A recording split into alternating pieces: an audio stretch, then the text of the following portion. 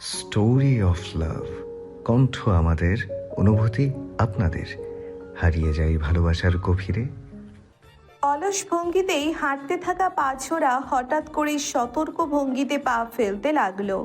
ফুল grain লেদারের army বুট ছোড়ার কারণে এতক্ষণ হাঁটার তালে ঠক ঠক শব্দ হলেও এখন একদমই শব্দহীন পা ফেলছে। বসন্তকালের হিম করা সকালের পরিবেশ, হালকা শীতল বাতাস গায়ে শিরশির জাগাচ্ছে।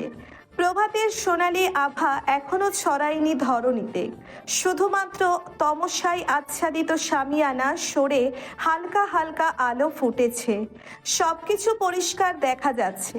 বান্দরবান সেনানিবাসের সৈন্যদের রানওয়ের পাশে থাকা চা বাগান থেকে নূপুরের রিনিঝিনি শব্দ পাওয়া যাচ্ছে। মাঝে মধ্যে বাচ্চাদের খিলখিলিয়ে হাসির শব্দও শোনা যাচ্ছে।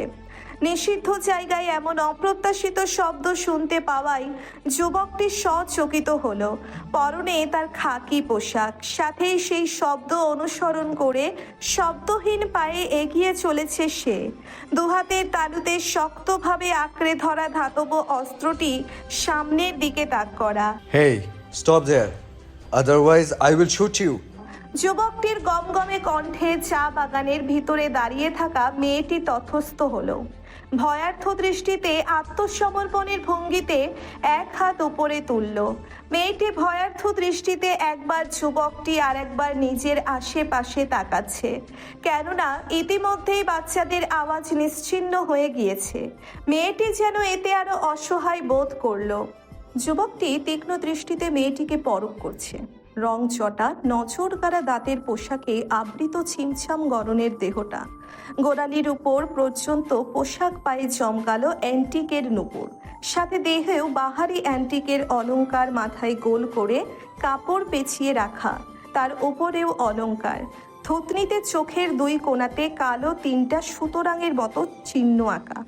দুহাতে হাতে তার আঁকড়ে ধরা একটা ছোটোখাটো সাদা রঙের ছাগল। একটু আউট নলেজ কাজে লাগালে মস্তিষ্কে উপজাতি ব্যতীত অন্য কোনো শব্দই আসছে না। তাই যুবকটি নির্দ্বিধায় মেয়েটিকে উপজাতি হিসেবে ধরে নিল। নয়তো কোনো বাঙালি এই কাক ডাকা ভরে সংসেজে বসে থাকবে না। কে আপনি? এখানে কি করছেন? যুবকটি এক পা দুপা এগোতে এগোতে বলল। মেয়েটি ভ্রু কুঁচকে যুবকটির পা থেকে মাথা পর্যন্ত চোখ বোলাচ্ছে। যুবকটির চলনের ধরন দেখে তার মুখ বিকৃত হয়ে গেল, যেন কোনো সিরিয়াস মিশনে রণক্ষেত্রে রয়েছে। যুবকটি ভাবসাব একদমই তেমন। মেয়েটি এক হাত উপরে রেখেই মুখ খুলল। সরকার ওটা আপনাকে আত্মরক্ষা ও দেশ রক্ষার জন্য ব্যবহার করতে দিয়েছে, নিরপরাধ মানুষদেরকে ভয় দেখানোর জন্য নয়। যুবকটির মুখে শ্লেষাত্মক হাসি ফুটে উঠল। আরেকটু এগিয়ে গমগমে সুরে বলল, ক্রিমিনালরা কখনোই নিজের অপরাধী বলে দাবি করে না। দুনিয়ার সবচেয়ে নিরপরাধ নিষ্পাপ মানুষ হয় তারা। আপনার বক্তব্যের সারাংশটাও কি আমি তেমনই কিছু ভেবে নেব? নিজের বুদ্ধিদীপ্ততা ও সাহসিকতার সঠিক জায়গায় ব্যবহার করুন। আমরা এখানে ফুল তুলতে এসেছি, কোনো ক্রাইম করার জন্য নয়। অযথা যোদ্ধাদের ন্যায় আচরণ করে নিজেকে বোকা প্রমাণ করবেন না। মেয়েটি কঠোর গলায় বলল। কিন্তু লাভ হলো কি কোনো? না, হলো না। বরং খট করে আওয়াজ হলো। যুবকটি বন্দুক লোড করেছে তার শব্দ। বিরক্তিতে মুখ থেকে চবর্গীয় শব্দ বেরিয়ে গেল মেয়েটির। যুবকটি একদম তার সন্নিকটে, বন্দুকটা তার কপাল থেকে এক হাত দূরে অবস্থান করছে। মেয়েটি সরাসরি এবার যুবকটির চোখে চোখ রাখল। যুবকটির ঠোঁট খানিক বেঁকে গেল। সেনানিবাসের এই জায়গায় বহিরাগত কেউ প্রবেশ করলে তাদের শাস্তির আয়তায় আনা হয়, এই কথাটি আপনি কখনো শোনেননি? তাহলে আমি কিভাবে বিশ্বাস করব আপনি কোনো অপকর্ম করতে এখানে আসেননি? মেয়েটি তখনও তার চোখের দিকে তাকিয়ে, চোখে মুখে তার বিরক্তির ভাব স্পষ্ট। এখন আমার নিজেকে নির্দোষ প্রমাণ করতে কি করতে হবে? সেটা তো আপনার চিন্তা, আমার নয়। 5 মিনিট সময়ের মধ্যে নিজের সত্যতা প্রমাণ না করতে পারলে আই উইল শুট ইউ। যুবকটির কণ্ঠে রূঢ়তা। মেয়েটি ডানে বামে মাথা নাড়ল। জাগিয়ে রাখা হাতটা নামিয়ে যুবকটির কোমরের দিকে ইশারা করে বলল, আপনার ওয়াকি টকিটা একটু ব্যবহার করতে পারি?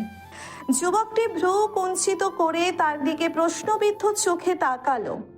তা দেখে মেয়েটি বলল, খালি হাতে আমি কিভাবে নিজেকে নির্দোষ প্রমাণ করব? বহিরাগত কেউ ওয়াকিটকি ব্যবহার করতে পারবে না, এর কোড নম্বর কেউ জানে না। যুবকটি বলল, ঠিক আছে, নিন, শ্যুট করুন। মেয়েটি দীর্ঘশ্বাস ছেড়ে বলল। যুবকটি এবার দ্বিধায় পড়ল। মেয়েটিকে তার আক্রমণাত্মক কেউ মনে হচ্ছে না, তবুও সতর্কতা তো তাদের শিরায় শিরায় মিশে আছে, তাই একদম ছেড়ে দিতেও পারছে না। আবার নিরপরাধ কাউকে সে কখনোই আঘাত করবে না, কিন্তু প্রমাণ ব্যতীত সে ছেড়েও দেবে না। তাই দ্বিধা দ্বন্দ্ব কাটিয়ে ওয়াকি টকিটা বের করে মেয়েটির দিকে এগিয়ে দিল। দেখার পালা সেটা দিয়ে কি করে। যুবকটি ওয়াকি টকিটা বাড়িয়ে দিতেই মেয়েটি নাকের পাটা ফুলিয়ে আর চোখে তাকাতে তাকাতে এক প্রকার ছিনিয়ে নিয়ে নিল ওয়াকি টকিটি। হ্যালো হ্যালো, কন্ট্রোল রুম 3-2, আমাকে কি শোনা যাচ্ছে? যুবকটি খানিক অবাক পানে দেখছে মেয়েটিকে। তাদের অভ্যন্তরীণ কোড নাম্বার মেয়েটি কিভাবে জানে? ওপাশ থেকে সংকেত পেতেই মেয়েটি কারো কাছে রেগে কিছু বলল। ইজ ইট শিয়াশা? Oh I am sorry Shiya, আজকে আমি ডিউটিতে নেই। Maybe you are in danger. Major ওয়ালিউল্লাহর ব্যতিব্যস্ত কণ্ঠস্বর। Yes, I am. আপনার থেকে এতটা দায়িত্ব জ্ঞানহীনতা আশা করিনি মেজর। বিগত 10 মিনিট যাবৎ আমাকে জবাবদিহিতা করতে হচ্ছে। Please let me go. মেয়েটি কপাল কুঁচকে বলল। যুবকটি এখনো বোঝার চেষ্টা করছে কি হচ্ছে। I am really very sorry Shiya. গতকাল নতুন মেজর জয়েন করেছে, আজ সেই ডিউটিতে থাকবে, কিন্তু এখনও তো 6টা বাজেনি। ওকে, আমি দেখছি বিষয়টা, জাস্ট 2 মিনিট। 2 মিনিটের মাঝেই সব পরিষ্কার হয়ে গেল। মেয়েটি এখানে ঢোকার জন্যে অনুমতি প্রাপ্ত। এটা আগে বললেই হতো, এত আর্গুমেন্ট যাওয়ার প্রয়োজন ছিল না। সবটা পরিষ্কার হতেই যুবকটি কোনোরূপ প্রতিক্রিয়া ছাড়া গটগট পায়ে সেখান থেকে চলে গেল। সে নির্দিষ্ট সময়ের আগেই বেরিয়েছিল পাহাড়ি এলাকার বসন্তের সকালের পরিবেশটা উপভোগ করতে। যুবকটির যেতেই চা বাগানের ভেতর থেকে 6টা বাচ্চার মাথা জেগে উঠল। চোখে মুখে তাদের এখনো ভয়ের দেখা মিলছে। 4 জন ছেলে ও 2 জন মেয়ে, প্রত্যেকের বয়স 7-8-এর মধ্যে। মেয়েটি রাগী দৃষ্টি নিক্ষেপ করলো সেদিকে। বিপদের মুখে তাকে কিভাবে একা ফেলে গিয়েছিল। বাচ্চাগুলো কাঁদো কাঁদো চেহারায় কান ধরে বাইরে বেরিয়ে আসলো। সরি শিয়া, তুমি তো দেখছো আয়রন ম্যান কীভাবে রাগ করেছিল আমাদের উপর, আমরা ভয় পেয়ে গিয়েছিলাম। একটি বাচ্চা কান ধরা অবস্থায় কৈফিয়তের সুরে বলল। শিয়া নাকের পাটা ফোলালো। আসলেই আয়রন ম্যান কি কঠোর মুখভঙ্গিতে তার সাথে কথা বলল, যেন সে কোনো দুষ্কৃতিকারী। দেখে নিবে সেই উটকো মেজরকে। নিজের ভাবনাকে পাশ কাটিয়ে বাচ্চাগুলোর দিকে দৃষ্টিপাত করলো সে। দাঁত কিরমির করে বলল, তোমরা এক একটা মির্জাফরের বংশধর। হোয়াট ইজ মির্জাফর শিয়া? তন্মধ্যে একটা 7 বছরের বাচ্চা কৌতূহলী কণ্ঠে জিজ্ঞাসা করলো। শিয়াশা যেন এবার রাগে ফেটে পড়ল। কাকে কটু বলল সে? কটু কথা বললে যদি কটু কথার মানেই না বোঝে, তবে এই কটু কথা বলে কি লাভ হলো? তার তো কোনো সম্মানই রইল না। গজগজ করতে করতে রাগে শিয়াশা চা বাগান পেরিয়ে লাগোয়া ছোট পাহাড়টি বেয়ে উপরে চলে গেল। বাচ্চাগুলোও তার পিছন পিছন ছুটল, প্রত্যেকের হাতে বেতের ছোট ঝুড়ি। বিশাল এরিয়া নিয়ে বান্দরবান সেনানিবাস। এর ভেতরে এই চা বাগান ঘেঁষে ছোট পাহাড়টির চূড়ায় বসন্তকালে ডেইজি ফুল ফোটে। অ্যাগ্রেসিভলি ছড়িয়ে পড়েছে পুরো পাহাড় জুড়ে। একটা অবিশ্বাস্য ব্যাপার হলেও সত্যি। শিয়াশা শুনেছে কোনো এক সৈন্য বিদেশে মিশনে গিয়েছিল, সেখান থেকে এর বীজ এনেছিল। সেই থেকে প্রতিটি বছর বসন্তকালে এখানে ডেইজি ফুল ফোটে। পাহাড়ি এলাকা হিম পরিবেশে, সাথে সরাসরি সূর্যের কিরণে কোনো যত্ন ছাড়াই এটি ছোট পাহাড়টিকে সাদা হলুদের সংমিশ্রণে রাঙিয়ে তুলেছে। ডেইজি ফুল শিয়াশার পছন্দের তালিকায় ঊর্ধ্বে থাকায় সে প্রতিদিন সকালে এগুলো তুলে নিয়ে ঘরে সাজিয়ে রাখে। বান্দরবান সেনানিবেশের চারিপাশ কমান্ডের ধ্বনিতে মুখরিত হয়ে উঠেছে মিনিট 5-এর মধ্যেই। ঘড়িতে সকাল 6টা 1 মিনিট, অথচ বিশাল প্রাঙ্গণে সৈনিকরা এতটা সুশৃঙ্খলভাবে দাঁড়িয়ে আছে যেন তারা বিগত আধা ঘন্টা ধরে এখানে সারিবদ্ধভাবে দাঁড়িয়েছিল। এতটাই সুনিপুণ সুশৃঙ্খল দক্ষভাবে সিনা চওড়া করে বীরের ন্যায় তারা দাঁড়ানো। বহিরাগত যে কেউ তাদের শৃঙ্খলা কঠোরতা দেখলে হয়তো বিমুগ্ধ তাকিয়ে থাকবে। ঢাকার প্রধান সেনানিবাসে কর্মরত মেজর দর্পণ এহসান গতকালই বদলি হয়ে বান্দারবান সেনানিবাসে এসেছে। আজকে সেনানিবাসের সকল কিছু সে পরিদর্শন করবে। শুরুটা হয় সৈনিকদের দৈনন্দিন শারীরিক চর্চা দিয়ে ও প্রাত্যহিক অনুশীলন দিয়ে। পরিদর্শনকালেই দর্পণ একবার বেখেয়ালি মনে অদূরে সমতল ঘেঁষা পাহাড়টির দিকে তাকালো, যেখানে একটা ছাগলের পেছনে ছুটছে বাচ্চারা।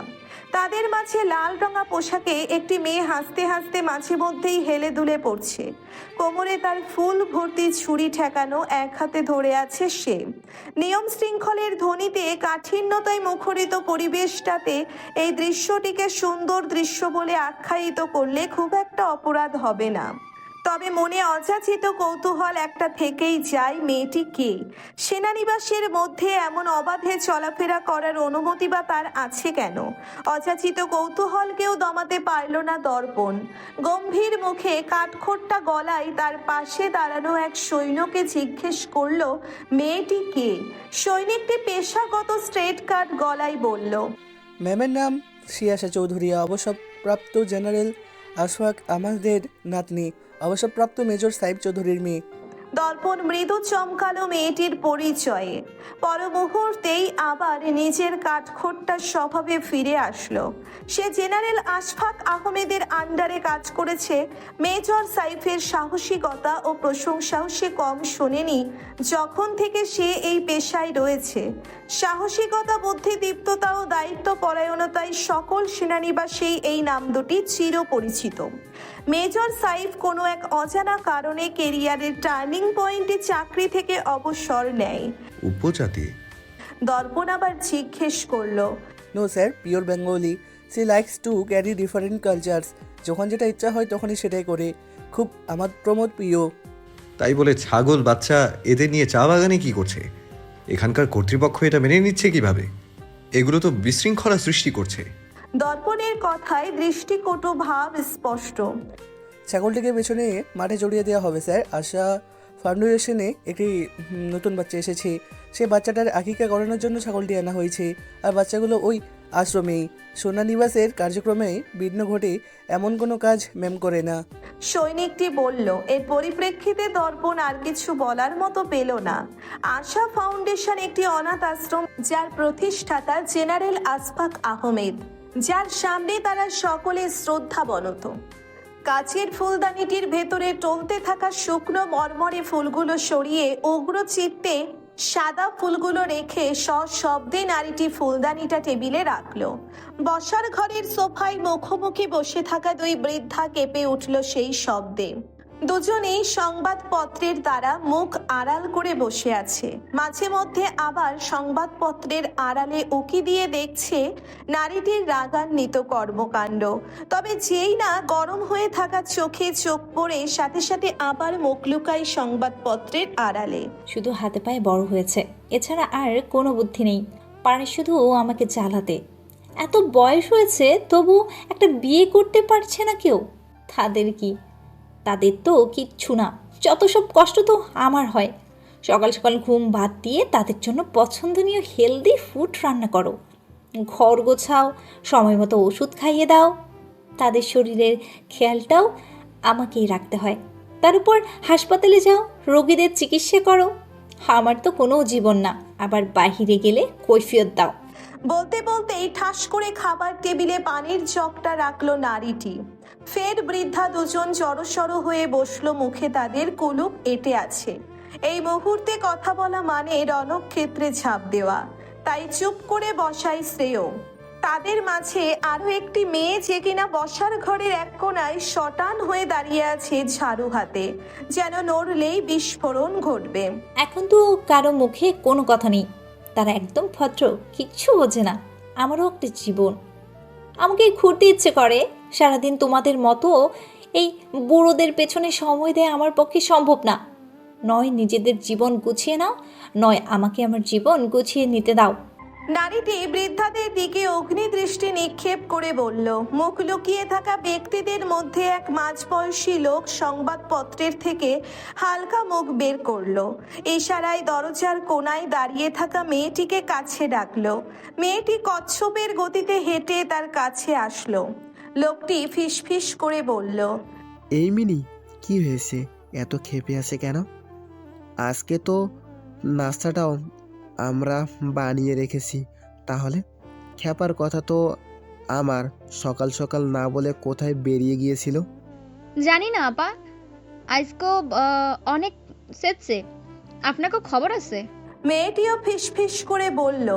মেয়েটি এই বাড়ির কাজের লোক। এই তুই আবারও অশুদ্ধ ভাষায় কথা বলছিস মিনি? তোকে আমি স্কুলে পাঠাই কি এভাবে কথা বলার জন্য? সাইফ চৌধুরী চোখ রাঙিয়ে বলল। মেয়েটির সাথে সাথে কান ধরে মাপ চাইল। এর মধ্যে আবারও ঠাস করে শব্দ হলো। সাইফ চৌধুরী তাড়াতাড়ি আবারও মুখ লুকালো সংবাদপত্রের পেছনে।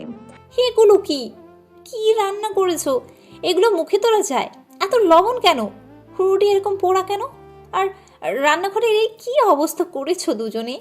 এটা রান্নাঘর নাকি আস্তাকুর? শিয়াশা রাগান্বিত গলায় বলল। আসফাক আহমেদের এবার সংবাদপত্র থেকে মুখ বের করলো, বোকা বোকা হেসে বলল। হয়েছে কি গিন্নি, আমরা পরিষ্কার করতে গিয়েছিলাম কিন্তু তার আগেই তুমি এসে পড়েছো। তাই বলে এত রাগ করে না, সকাল সকাল এত রাগ করতে নেই। রাগ করবো না বলছো? কি করেছো তোমরা আমার চুলের? এত তেল কেন? আমি হাসপাতালে যাব কিভাবে এই মাথা নিয়ে? রাতে ঘুমাও না কেন তোমরা? শরীর খারাপ হলে তো সেই আমাকেই দেখতে হবে। শিয়াশা দক্ষ হাতে ছুরি চালাতে চালাতে বলল। সে সবজি কাটছে বসার ঘরের সাথে লাগোয়া রান্নাঘরে বসে। চুলগুলো রুক্ষ সূক্ষ্ম হয়ে গিয়েছিল, তাই তো তেল দিয়ে দিয়েছি। ওই রকম রুক্ষ চুল নিয়ে তুমি হাসপাতালে যেতে কি করে? সাইফ চৌধুরী মিনমিন করে বলল। এখনই তেল তেলে চুল নিয়ে আমি হাসপাতালে কিভাবে যাব? শিয়াশা উচ্চস্বরে বলল। সাইফ আর কোনো কথা বলল না। কথা বললেই আরো ক্ষেপে যাবে। শিয়াশাও রাগে গজগজ করতে করতে বাঁধাকপি, গাজর, শসা, ক্যাপসিকাম কুচি কুচি করে কেটে তাতে মেয়োনিজ আর গোলমরিচ মিশিয়ে দিয়ে সালাদ বানিয়ে ফেলল। সেনাবাহিনীর কর্মকর্তা হওয়ায় তার বাবা আর নানা ভাই খাবারের ব্যাপারে খুবই সচেতন। সাথে প্রত্যেকের পছন্দসই খাবার বানিয়ে ফেলল। 10টা বাজতেই শিয়াশা তড়িঘড়ি করে ঘর থেকে বের হলো, তৈরি হয়ে হাসপাতালে যাবে। বান্দরবান সদরের স্বনামধন্য হাসপাতালে সে ইন্টার্নি করছে।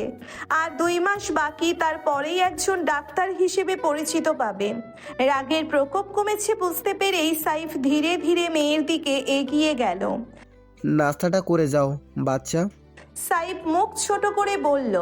ভেবেছিল মেয়ের রাগ কমেছে, কিন্তু না, মেয়েটা আবারও খেকিয়ে উঠল। খাবো না আমি, ক্যান্টিনে খেয়ে নেব। জুতো পরতে পরতে বলল সে। এই যে বুড়ো শোনো, আজ যদি কলিগদের সাথে আড্ডা দিয়ে চা খেয়েছো তো তোমায় আমি দেখে নেব। সারা রাত বসে বসে আমি তোমার বোরিং প্রেম কাহিনী শুনতে পারবো না। আমার ঘুম নষ্ট করে। 2 years of relationship and no kisses. It's years of marriage life, only 1 kids. Oh my god, how boring. শিয়াশা হতাশা মিশ্রিত কণ্ঠে আবারও বলল বাবাকে। সব যোগ্যতা সবার থাকে না, বুঝলে গিন্নি? আসফাক আহমেদ বিদ্রুপ করে বললেন। সাইফ ঠোঁটে ঠোঁট চাপলো মেয়ে আর শ্বশুরের কথায়। সকলে পেয়েছে কি তাকে? গটগট পায়ে হেঁটে নিজের ঘরে নির্দিষ্ট ফটো ফ্রেমের সামনে চলে গেল। হাস্য উজ্জ্বল মুখে এক নারী তাকিয়ে আছে সেথায়। দেখলে আশা, তোমার মেয়ে আর তোমার বাবা কিভাবে ছোট করছে আমায়। আমি নাকি 2 বছরে তোমার একটা চুমুও খাইনি। তুমি বলো, আমি যে তোমার কথায় কথায় চুমু খেতাম, এই কথাটা কি আমি আমার মেয়ে আর শ্বশুরের সামনে বলতে পারি? আমি তো এগুলো উহু রেখে আমার কাহিনী শোনাই। এগুলো বলতে আমার কি একটুও লজ্জা করে না বলো? তুমি তো জানো আমি কতটা লাজুক। সাইফ বিচারের সুরে বলল, স্ত্রীর ফটো ফ্রেমের সামনে দাঁড়িয়ে। স্ত্রীর থেকে কোনো আশকারা পেল না সাইফ। পাবে কি করে? সে তো অযৌক্তিক কথা বলেছে। কথায় কথায় চুমু খাওয়া লোক লাজুক হয় কি করে? তাই তো স্ত্রী কোনো পাত্তা দেয়নি তাকে। আবারও শুকনো মুখে ড্রয়িং রুমে চলে আসলো। নানা নাতনি তর্ক করছে। শিয়াশা নানা ভাইকেও ছাড়লো না। সে নানা ভাইয়ের উপরেও তেতে উঠল। তুমি কি করেছো? 20 বছরের বিবাহিত জীবনে মাত্র 2টো সন্তান। আশফাক আহমেদ তীব্র প্রতিবাদ জানালো নাতনির কথায়। এটা কিন্তু তুমি ঠিক বললে না গিন্নি, একজন ডাক্তারের কাছ থেকে এটা আমি আশা করিনি। তুমি কি জানো না আমাদের দেশের স্লোগান মেয়ে হোক বা ছেলে, দুটি সন্তানই যথেষ্ট। আমরা সরকারি কর্মকর্তা হয়ে এগুলো অমান্য করলে সাধারণ জনগণ কি করবে? ওহ আচ্ছা, তো কোথায় তোমার দুটি সন্তান? সেই তো মাথা খাচ্ছ আমার, যত চিন্তা সব আমার মাথায়। দুই বুড়ো দেখাশোনা তো আমার করতে হয়। তুমি এসেছো স্লোগান শোনাতে আমাকে। ঠিক কয়টা আদেশ মেনেছো সরকারের? সহসা আশফাক সাহেব চুপসে গেল। এত রেগে আছো কেন গিন্নি? আশফাক সাহেব কথা ঘুরিয়ে বলল, রেগে থাকবো না। এইখানে আমার কপাল বরাবর বন্দুক ঠেকিয়ে ধরেছিল ওই উটকো মেজর। ভয়ে আমার হাঁটু কেঁপেছিল, তবুও আমি শক্ত হয়ে দাঁড়িয়েছিলাম। তোমাদের কথা খুব মনে পড়েছিল তখন। দেখেছো, অমন সাংঘাতিক সময়েও আমার তোমাদের কথা মনে পড়েছিল। কি পরিমাণে বিরক্ত করো তোমরা আমাকে। মৃত্যুর আগেও তোমাদের কথা আমার মনে পড়ে। নিজের কপাল দেখিয়ে বলল শিয়াশা। সাইফ আশফাক আতঙ্কিত হয়ে গেল। শিয়াশার মাথায় বন্দুক ঠেকিয়েছে কে, তবে প্রকাশ করলো না। শিয়াশার সামনে তারা বরাবরই ভদ্রলোক। ওরা বিরক্ত হবে না গিন্নি, ওটা ভালোবাসা হবে। তুমি আমাদের অনেক ভালোবাসো, তাই এই মুহূর্তেও তোমার আমাদের কথা মনে পড়েছে। আশফাক সাহেব হাসি মুখে বলল। শিয়াশা এই কথায়ও রেগে গেল। সে মোটেই ভালোবাসে না এই বুড়োদের। সকাল থেকেই তার মেজাজ খারাপ হয়ে আছে। রেগে ধপা ধপ পায়ে বেরিয়ে গেল। গাড়ি নিয়ে যাও গিন্নি। আশফাক সাহেব চেঁচিয়ে বলল। না, নেব না, আমি বাসে করে যাব। শিয়াশাও চেঁচিয়ে বলল। আশফাক দীর্ঘশ্বাস ফেলল। এমন রাগের সম্মুখীন তারা প্রায়ই হয়। তাদের গিন্নি কিনা। পেছনে ফিরতেই দেখা মিলল সাইফের, যে কিনা নাক মুখ কুচকে কিছু খাচ্ছে। সালাদে একটুও লবণ হয়নি মিনি, তাড়াতাড়ি লবণ মিশিয়ে দে। সাইফ চৌধুরী বলল কাজের মেয়ে মিনির উদ্দেশ্যে। আমার গিন্নি বানিয়েছে, ওটা যেরকম বানিয়েছে সেরকম খেতে হবে। কেউ কখনো খারাপ বলতে পারবে না। খেতে ইচ্ছে হলে খাবে, নয়তো না খেয়ে থাকো। আশফাক সাহেব খাবার টেবিলে বসতে বসতে বলল। সাইফের কপাল কুঁচকে গেল। একই প্রতিষ্ঠানে কর্মরত সিনিয়র জুনিয়র হোক, শ্বশুর জামাই হোক, কিংবা একই ঘরে বসবাসরত পরিবারের অংশ হোক না কেন, দুজনের সম্পর্কের ভিত্তি কিছুটা নড়বড়ে। কেউ কাউকে সহ্য করতে পারে না। পায়ে পায়ে ঝগড়া বাঁধে দুজনের, যদিও এর পিছনে যুৎসই কারণ রয়েছে। জেনারেল আশফাক আহমেদের দুই সন্তান, এক ছেলে আশরাফ আহমেদ যে পড়াশোনা শেষ করে বিদেশে কর্মরত, আর এক মেয়ে আশা আহমেদ। আশফাক আহমেদের স্ত্রী মারা যায় আশা আহমেদের 15 বছর বয়সে। তখন আশরাফ মাত্র 3 বছরের বাচ্চা ছিল। সেই থেকেই দুই ভাই বোন বাবার কাছে বড় হয়। সাইফ ঢাকাতে বেড়ে উঠেছে। আশফাক আহমেদ তখন জেনারেল পদে ছিলেন ঢাকা সেনানিবাসের। সাইফ তখন সবে মাত্র কেরিয়ারের সোপান গড়ছিল মেজর পদে আরোহণ করে। সেখানে কর্মরত থাকাকালীন সাইফের সাথে আশার সাক্ষাৎ হয়। সেই সাক্ষাৎ প্রণয়ে রূপ নেয় খুব অল্প সময়ের মধ্যেই। টানা 2 বছর চুটিয়ে প্রেম করে তারা জেনারেল আশফাক আহমেদের অগোচরে। আশফাক আহমেদ কখনোই চায়নি তার পরিবারের আর কেউ এই পেশার সাথে জড়িত হোক। এর জন্যেই সে কোনো মতেই রাজি ছিল না সাইফ এবং আশার ভালোবাসা মানতে। সে পুরোপুরি নাকচ করে দেয় সাইফকে। পরে ওই তারা পালিয়ে বিবাহ করে। মূলত এই কারণেই আশফাক আহমেদ ও সাইফ চৌধুরীর মধ্যে নীরব দ্বন্দ্ব এখনো চলে। আশা আহমেদ এবং সাইফ চৌধুরীর একমাত্র মেয়ে শিয়াশা চৌধুরী। শিয়াশার 6 বছর বয়সে আশা মারা যায়। তার মারা যাওয়ার পরে সাইফ বিনা অজুহাতে তার চাকরি থেকে অবসর নেয়। বান্দরবানে থাকাকালীন আশা মারা যায়, তাই সেখানেই নিজের বসতি গড়ে তোলে সাইফ ও আশফাক। আশফাক আহমেদ তার চাকরি যথাসময়ে শেষ করেই অবসর নেয়। সেই থেকে আশফাক ও সাইফ দুজন মিলেই শিয়াশাকে বড় করে। বান্দরবান সেনানিবাসের পাশেই বিশাল এরিয়া জুড়ে চৌধুরী নিবাস। তার পাশে আশা ফাউন্ডেশন নামে এক বিশাল অনাথ আশ্রম রয়েছে, যেখানে পথ শিশু, আর্থিকভাবে অসচ্ছল শিশু, পিতামাতাহীন শিশু সকলে স্বাচ্ছন্দ্যে বসবাস করে পড়াশোনা করে। বাবা, নানা ভাই, নিজের কর্মব্যস্ততা এবং আশ্রমের এই শিশুদের নিয়েই শিয়াশার জীবন। একটা ঘরের সৌন্দর্য হলো সেই ঘরের কর্ত্রী বা গিন্নি, যার ভাষায় যেটা।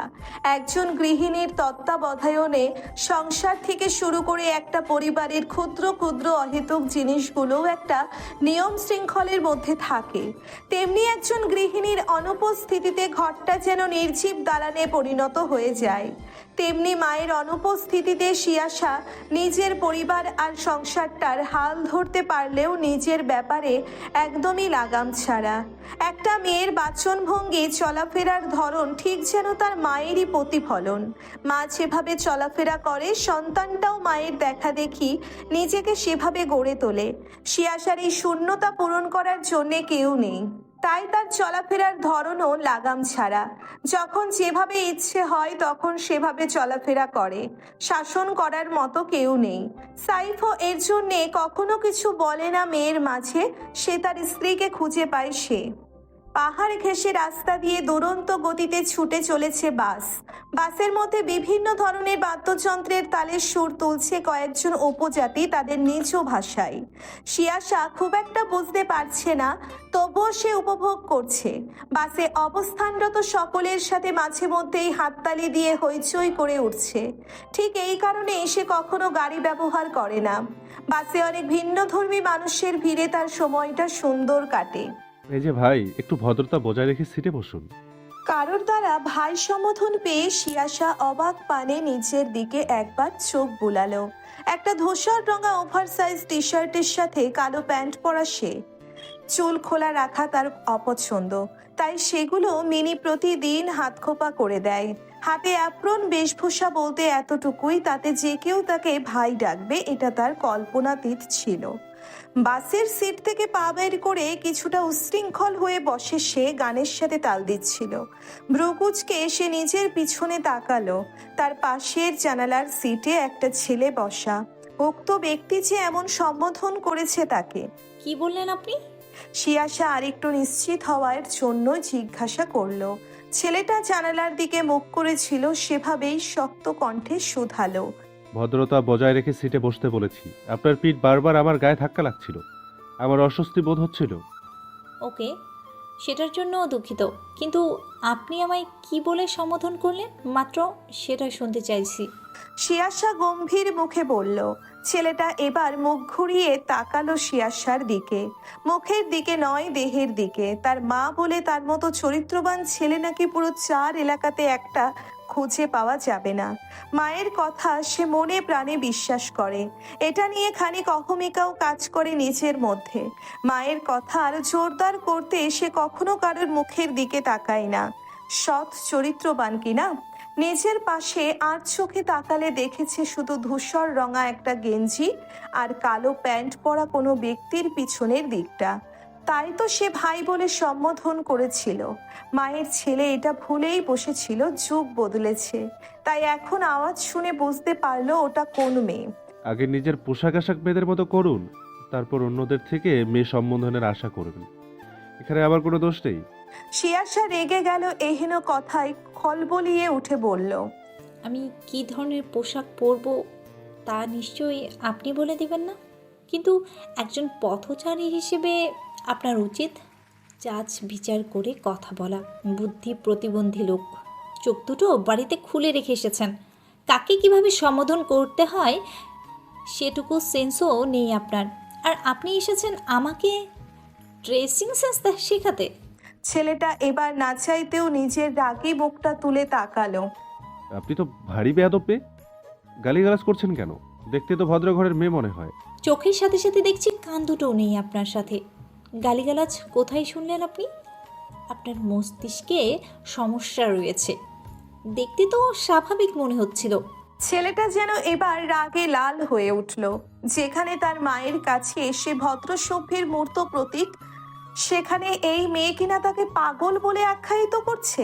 অভদ্র মেয়ে আপনি, কোথায় নিজেকে শুধরে নেবেন তা না আমার সাথে পায়ে পায়ে ঝগড়া করছেন।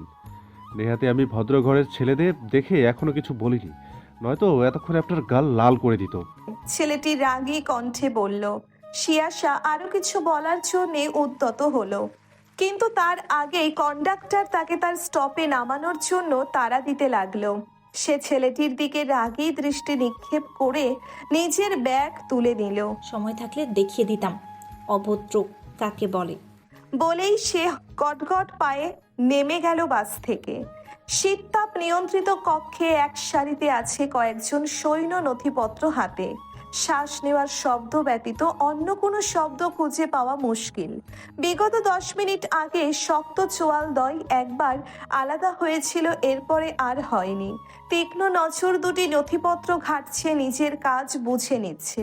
নথিপত্র থেকে দৃষ্টি সরিয়ে দর্পণ গমগমে স্বরে জিজ্ঞেস করলো, আরও একজন সৈন্যের আজকে জয়েন করার কথা ছিল, সে এখনো পৌঁছায়নি কেন? তন্মধ্যেই কেউ কক্ষের সামনে এসে হাঁপাতে হাঁপাতে সেলুট দিয়ে শটান হয়ে দাঁড়ালো। Good morning sir, may I come in sir? Darpan ঘড়ির দিকে ইশারা করলো। এখন কয়টা বাজে? আপনার কয়টায় পৌঁছানোর কথা ছিল? দুঃখিত স্যার, রাস্তায় একটা আপদ রাস্তা কেটেছিল, তাই একটু লেট। আর বলতে পারলো না ছেলেটি, তার আগেই দর্পণের বজ্র কণ্ঠের ধমকে কক্ষের সকলে কেঁপে উঠল খানিক। Stop giving this lame excuse.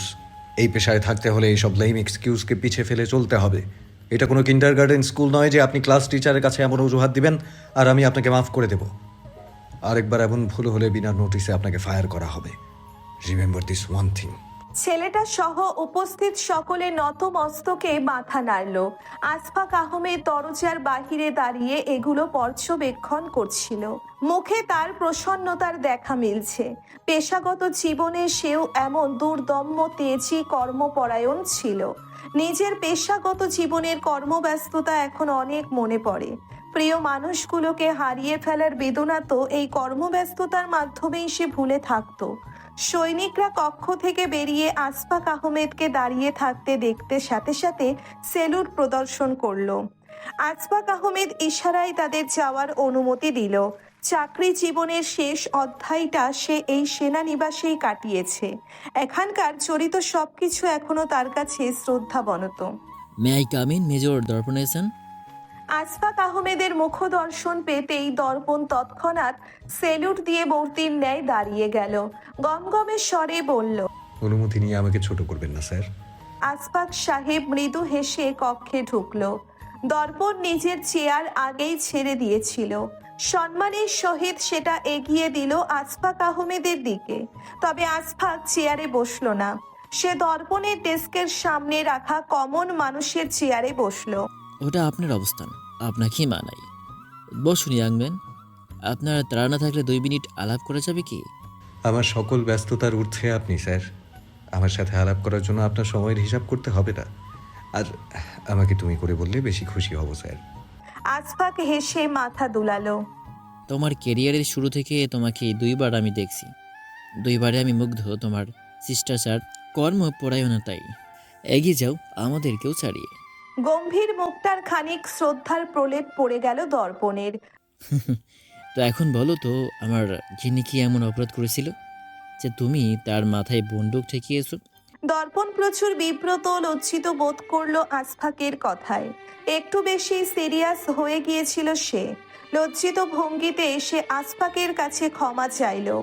Ashfaq Ahmed হো হো করে হেসে উঠল দর্পণের লজ্জিত মুখ দেখে।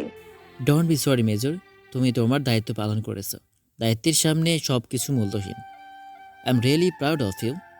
কিন্তু তোমার রাগ তো গিন্নি আমাদের ওপর ছেড়েছে। এরপর থেকে একটু দেখে শুনে নিও।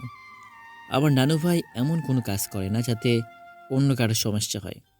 দর্পণের লজ্জিত ভঙ্গিতে মাথা নাড়ল।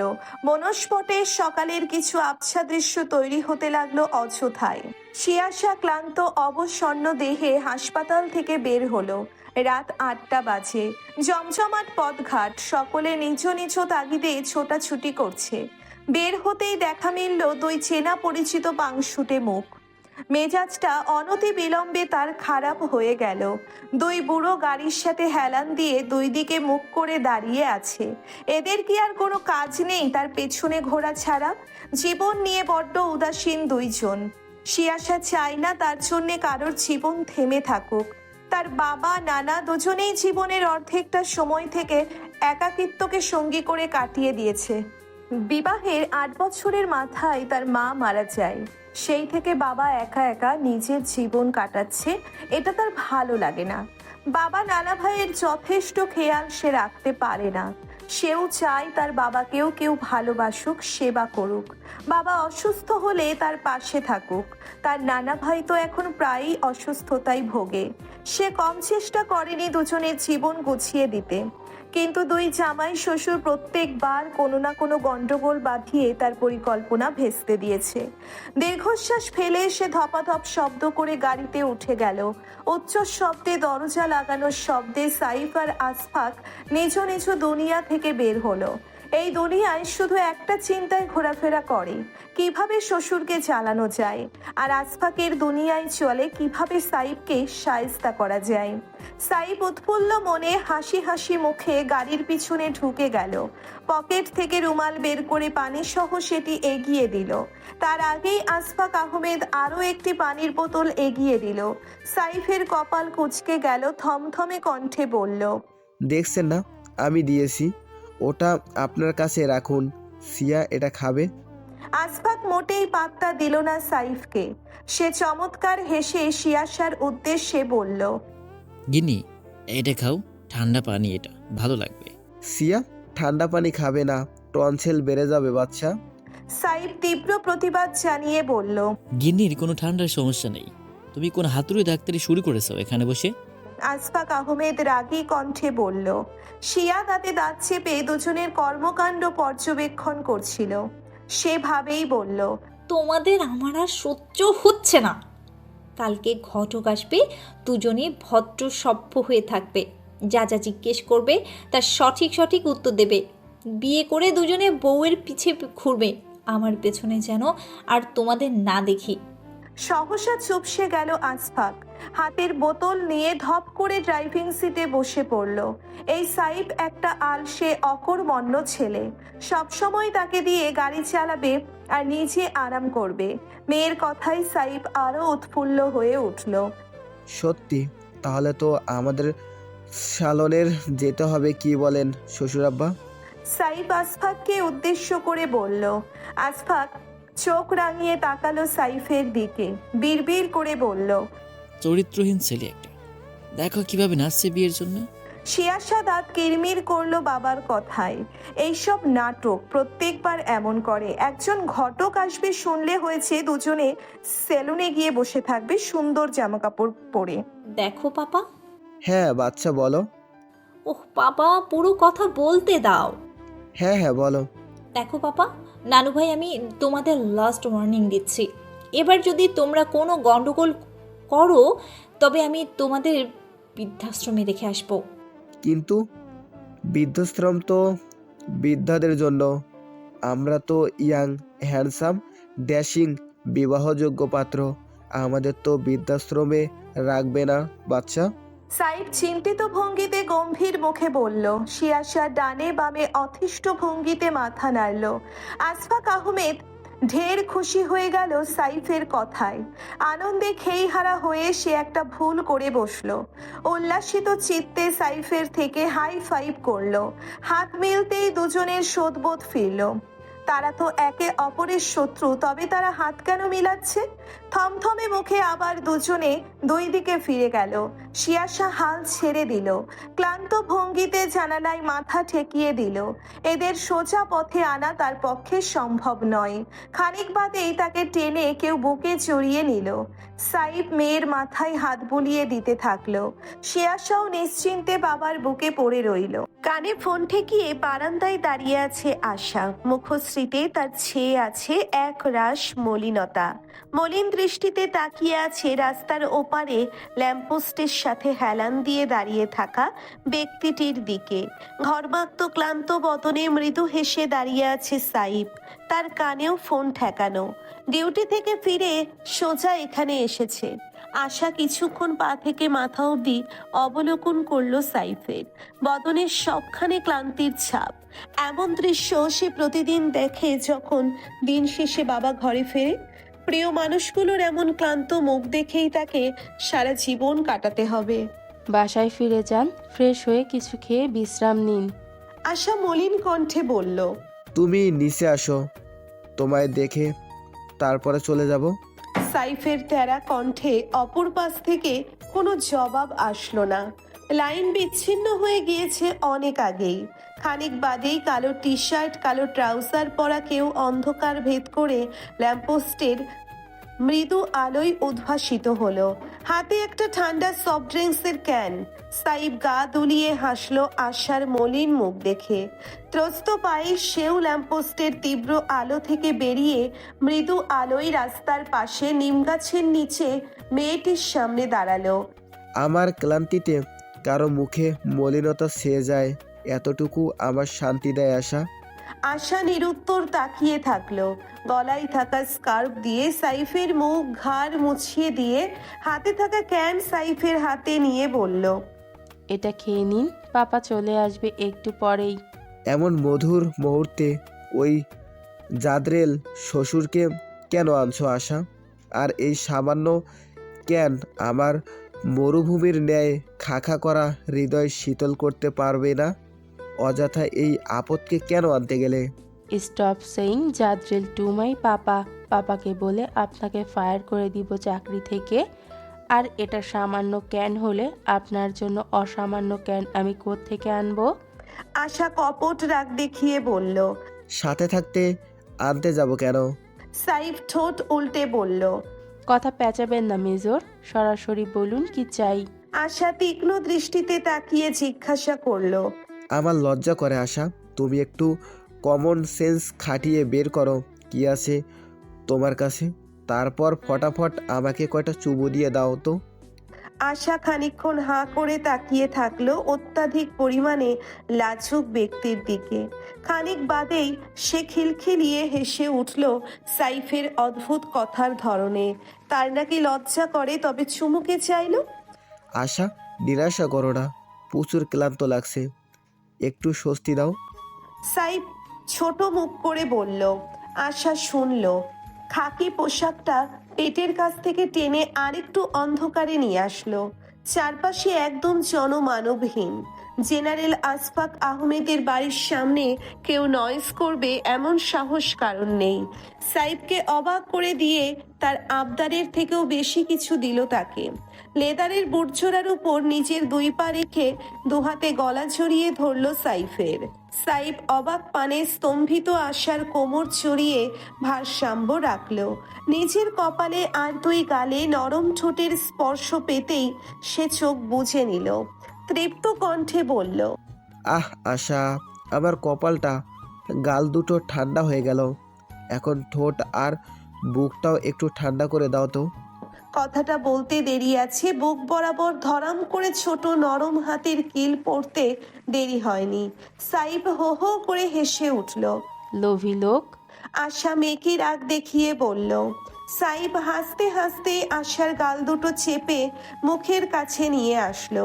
মোহিত চিত্তে সময় নিয়ে তার কপালে সময় নিয়ে আশার কপাল চুলকে দিয়েছিলাম, প্রচুর অ্যালার্জি উঠেছিল তখন। আশার একদম লাল লাল হয়ে গিয়েছিল ওর কপাল।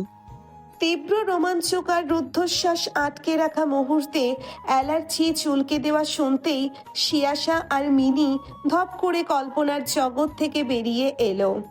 এমনভাবে এলো যেন কেউ তাদের থাপ্পড় দিয়ে কল্পনার জগৎ থেকে বের করে দিয়েছে। শিয়াশা ভোতা মুখে কপাল কুঁচকে বাবার দিকে তাকালো, যে চোরা চোখে তার দিকে তাকিয়ে ঘাড় চুলকাচ্ছে। মিনি হতাশ ভঙ্গিতে মাথা নাড়ল। আজকেও চাচা চাচির চুম্মা খাইতে পারে নাই আফা? চাচায় কোনো কামের না আফা, আপনি একদম ঠিক কথা কন। মিনি হতাশার কণ্ঠে বলল। শিয়াশা চোখ রাঙিয়ে তাকালো মিনির দিকে। মিনি তৎক্ষণাৎ কান ধরল। সে আবারও অশুদ্ধ ভাষায় কথা বলে ফেলেছে। ভুলে গেছিলাম আফা, আর কমু না, থুকুক, আর বলবো না। শিয়াশা হাল ছেড়ে বাবার দৃষ্টি অনুসরণ করে বারান্দার দরজার দিকে তাকালো। আশফাক আহমেদ দাঁড়িয়ে একটা পাত্র হাতে। শিয়াশার বুঝতে বাকি রইল না তার বাবা কথা ঘুরিয়েছে নানা ভাইকে দেখে। তবে মনে মনে বেশ আনন্দিত হলো প্রথমবার বাবা মায়ের সুন্দর মুহূর্তের কাহিনী শুনে। সে ভালোবাসে বাবা মাকে অনুভব করতে। মা নামক মানুষটা এখন তার কাছে স্বপ্ন বই কি আর কিছু না। তাই তার সকল কর্মকাণ্ড বাবার থেকে শুনে কল্পনায় তার জীবন্ত চিত্র গড়ে তোলে। আশার কখনো কোনো অ্যালার্জি ছিল না, তুমি এই অ্যালার্জি কোথেকে আবিষ্কার করলে? আসফাক থমথমে গলায় জিজ্ঞেস করলো। সাইব এলোমেলো দৃষ্টিতে রকিং চেয়ার থেকে উঠে দাঁড়ালো। পরনের ঢিলা ঢালা টি শার্ট আরেকটু টেনে টুনে ঠিক করলো। ঘাড়ের কাছটায় বারবার চুলকে মেয়ের দিকে তাকালো, যে হেসে কোটি কোটি হয়ে যাচ্ছে। সাইব ঠোঁটে ঠোঁট চাপলো। আজকে মনস্থির করেছিল এখন থেকে তাদের প্রেম কাহিনী বলার সময় ছুমু উচ্চ রাখবে না। এমনি সময় তো প্রতিদিন শ্বশুরও বসে বসে তাদের প্রেম কাহিনী শোনে, তাই চুমুগুলো উচ্চ রাখে। এমনিতেই তো সারাদিন চরিত্রহীন লম্পট বলতে থাকে, এগুলো শুনলে নিশ্চিত তাকে কারাগারে ভরে রেখে আসবে। তাই তো আজ শ্বশুরকে দিয়ে খাবার গরম করতে পাঠিয়ে নিজে মেয়েকে নিয়ে বারান্দায় এসেছিল। কিন্তু এমন চরম মুহূর্তেই যে শ্বশুর এসে পড়বে তার ধারণা ছিল না। সে শ্বশুরের গরম চোখের দৃষ্টি উপেক্ষা করে মিনমিনে কণ্ঠে বলল, আশা, অ্যালার্জি ছিল, আপনি জানেন না? এমন অনেক কিছুই আছে যা আপনি জানেন না।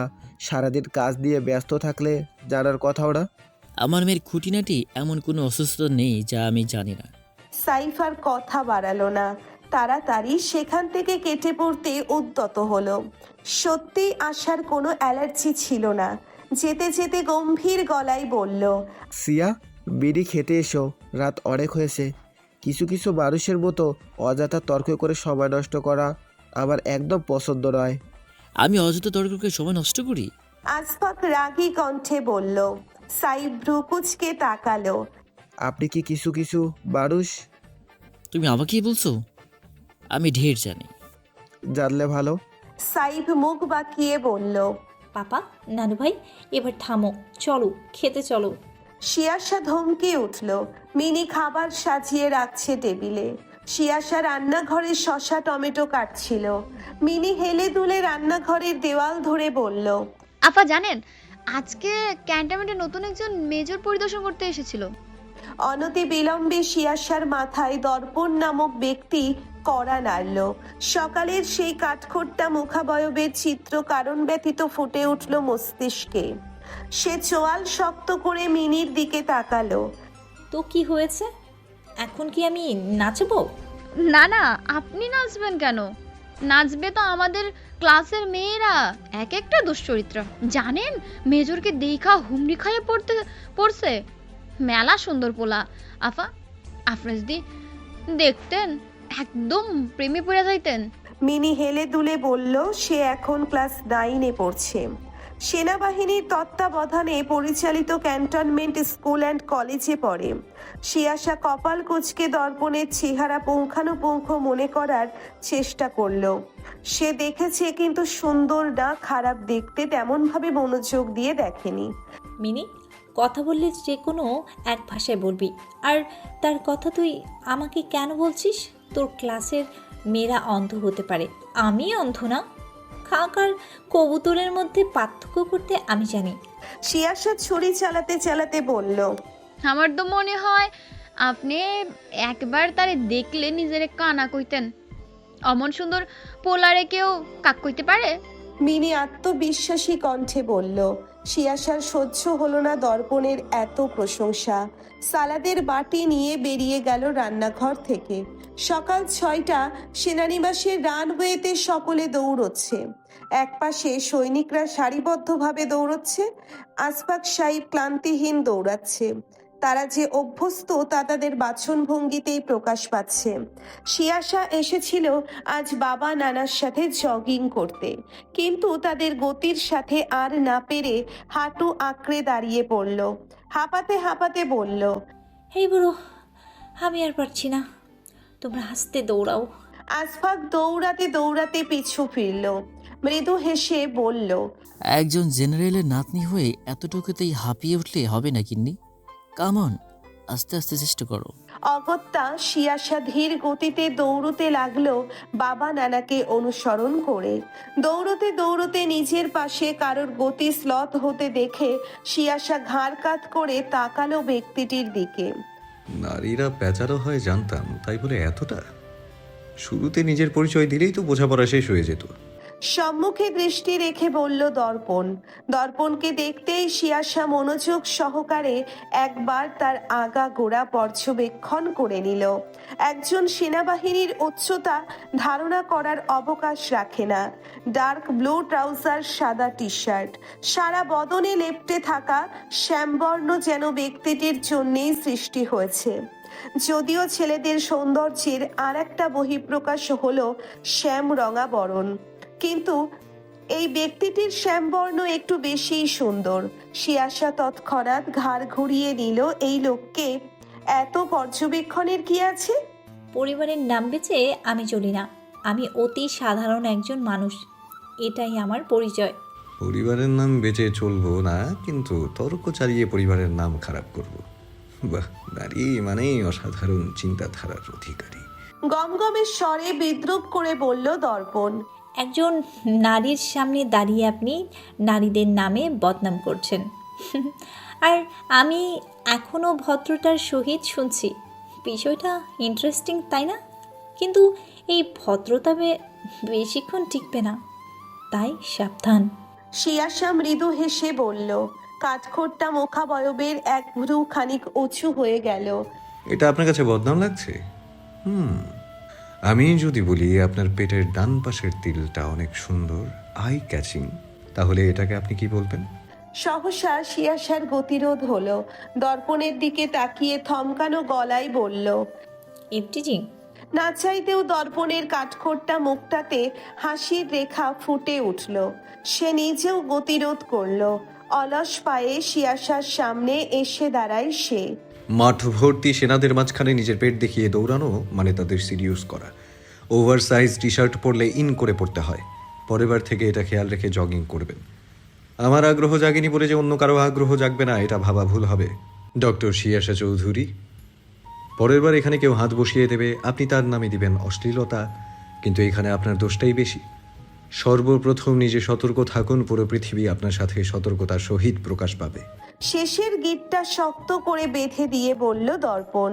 শিয়াশা বোকার মতো নিচের টি শার্টের দিকে তাকালো, যেটা কোমরের একপাশে শক্ত করে গিট বাঁধা।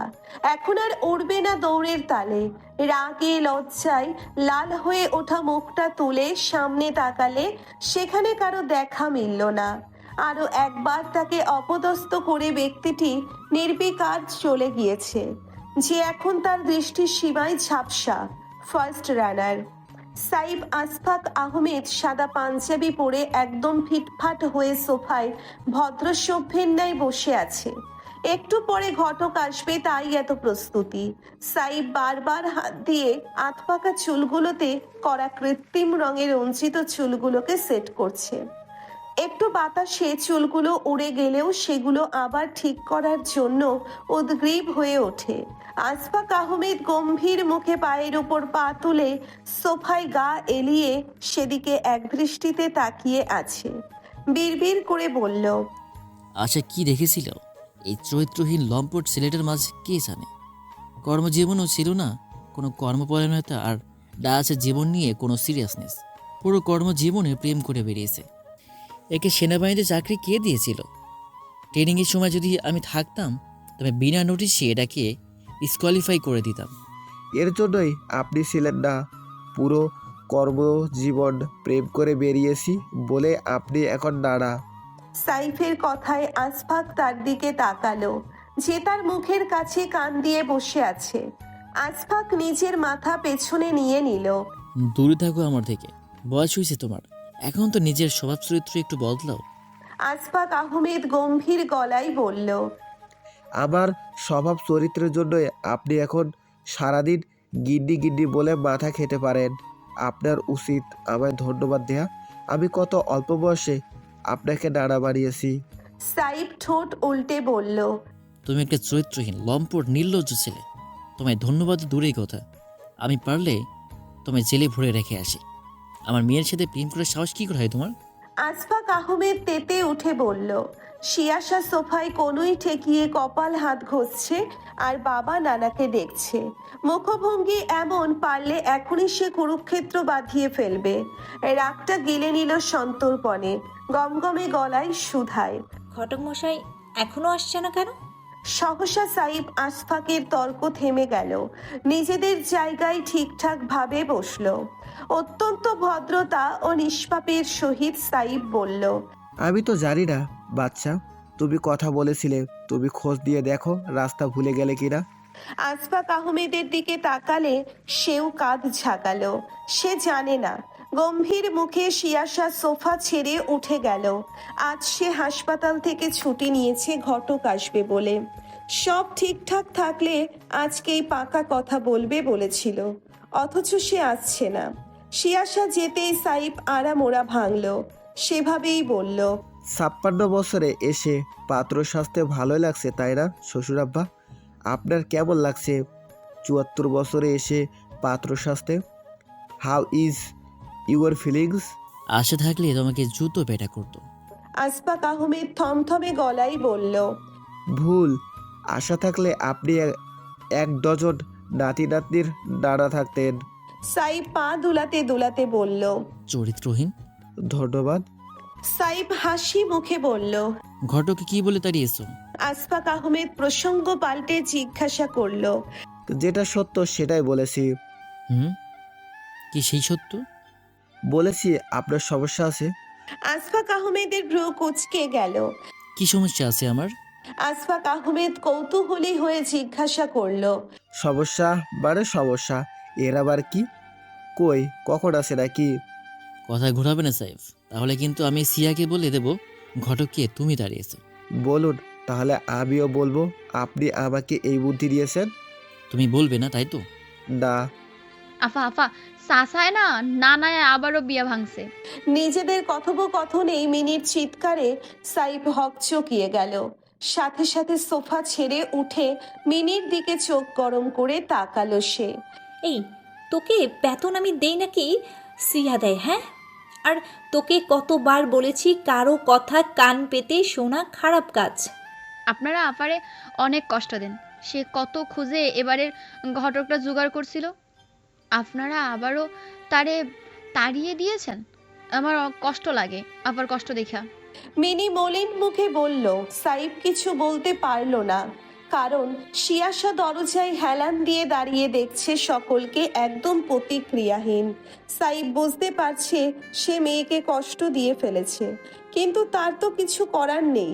এই জীবনে আশা ব্যতীত আর কারোর সঙ্গ সে চায়নি, চাইছে না এবং ভবিষ্যতেও চাইবে না। তবুও মেয়েকে কখনো মুখের ওপর না করে না। মাহীন মেয়েটা যখন যা করতে চায় তারা দুজনে হাসি মুখে সঙ্গ দেয়। ভুল পথে গেলে নিজ পন্থায় সঠিক পথ দেখায়। আসফাক দীর্ঘশ্বাস ফেলে সোফা ছাড়ল। শিয়াশার মাথায় হাত রেখে বলল। এগুলো এখন মাথা ঝেড়ে ফেলো গিন্নি। আর একটা মাস রয়েছে তোমার সম্পূর্ণ রূপে একজন ডাক্তার হয়ে ওঠার, সেদিকে পূর্ণ মনোযোগ দাও। জীবনের শেষ অধ্যায়টাতে আমরা দুজন শুধু তোমার জন্য বেঁচে আছি। তোমাকে নিয়েই আমরা আনন্দে রয়েছি, ভালো আছি। তোমরা ভালো নেই আমি জানি, দিন শেষে তোমাদের যত্ন নেওয়ার একান্ত কেউ নেই যে তোমাদের বুড়ো বুড়ো পা দুটো টিপে দেবে, পানির গ্লাসটা এগিয়ে দেবে, সময় করে ওষুধগুলো মনে করে খাইয়ে দেবে। আমি তোমাদের ঠিকভাবে যত্ন করতে পারি না, সময় দিতে পারি না। কথাগুলো বলতে বলতেই শিয়াশার চোখ বেয়ে পানি গড়িয়ে পড়ল। সাইব মেয়েকে বুকে জড়িয়ে নিল, চোখের পানি মুছে দিয়ে বলল। তুমি চিন্তা করছো কেন বাচ্চা? আমরা এখনো বুড়ো হইনি। তুমি যদি এখনো বলো এই বুড়ো বুড়ো পা দুটো 500 মিটারে দৌড়ে প্রথম হয়ে আসবে। আল্লাহ তাআলাই অনেক শক্ত করে আমাদের বাড়িয়েছে যেন বুড়ো বয়সে নিজেদের ঢাল হয়ে থাকতে পারি। আর তুমি তো জানো না, এই যে তুমি আমাদের সারাদিন বুড়ো বলে পচাও, আমরা যদি এখনো রাস্তায় বের হই মেয়েরা হুমড়ি খেয়ে পড়ে আমাদের উপর, তাহলে কিসের এত চিন্তা? আমরা বুড়ো নই, ইয়াং হ্যান্ডসাম কুচি যুবক। সাইফের শেষের কথায় শিয়াশা হো হো করে হেসে উঠল। দুহাতে শক্ত করে জড়িয়ে ধরল বাবাকে। গম্ভীর পরিবেশ আবার সুখময়, হাস্য উজ্জ্বল হতেই আসফাক আহমেদ মৃদু হেসে নিজের ঘরে পা বাড়ালো। তার গিন্নির মুখের হাসি তাদের ভালো থাকার কারণ। 2 দিন মেজর দর্পণের থেকে হেনস্থা হয়ে শিয়াশার মস্তিষ্ক দর্পণ নামক ব্যক্তিকে নিজের শত্রুপক্ষ ভেবে নিয়েছে। দর্পণকে সে দুচোখে দেখতে পারে না, এমনকি তার নাম শুনলেও ক্ষেপে যায়। দর্পণ মানেই একরাশ বিতৃষ্ণা কাজ করে তার মধ্যে। বিকাল 4টা, আশ্রমের গেটের সামনে দাঁড়িয়ে আছে শিয়াশা। এক হাতে মুখের কাছে ঠেকিয়ে চিন্তিত ভঙ্গিতে দাঁড়িয়ে আছে সে। তার পাশে মিনি আর 10-12 জন বাচ্চা খেলা করছে। তখনই সেনানিবাসের ভেতর থেকে 4টে জিপ গাড়ি তাদের অতিক্রম করে যাচ্ছিল। শিয়াশা সরু চোখে সেদিকে তাকিয়েছিল। দ্বিতীয় গাড়ির দিকে চোখ পড়তেই সে চোখ মুখ কুঁচকে অনতি বিলম্বে অন্যদিকে ঘুরে বসল। দর্পণ কানে এয়ারপ্যাড লাগিয়ে কথা বলছিল, রাস্তার দিকে দৃষ্টি রেখে। সরু বিচক্ষণ দৃষ্টি যেন সর্বদা তৎপর অস্বাভাবিক কিছু দৃষ্টি আকর্ষণের জন্য। তাদের দেখে কারো মুখ ঘুরিয়ে নেওয়াও তার চোখে অস্বাভাবিক ঠেকেছে। দর্পণ পূর্ণ দৃষ্টিতে তাকালো সেদিকে। শিয়াশাকে দেখতেই ঠোঁটের কোণে সূক্ষ্ম হাসির রেখা ফুটে উঠল। মস্তিষ্কে সেদিনকার রাগী লজ্জিত মুখটা ভেসে উঠল। নিজের কাজ ব্যতীত সে কখনোই কোনো কিছুতে ফোকাস করেনি, কিন্তু সেদিন অযথাই কারোর ধবধবে সাদা উদরের তিলটা তাকে লক্ষ্যচ্যুত করছিল। মাঠের সেনারা তো উদাহরণ ছিল, মাত্র সিডিউস তো সেই হচ্ছিল। নিজের সংযমতা ধরে রাখতেই সেদিন সে যেচে কথা বলেছিল। নয়তো ইহকালে কোনো মেয়েকে ফ্রিতে অ্যাডভাইস সে দেয় না। এদের ফ্রি অ্যাডভাইস দেওয়া মানে ফ্রি বিপদ ডেকে আনা।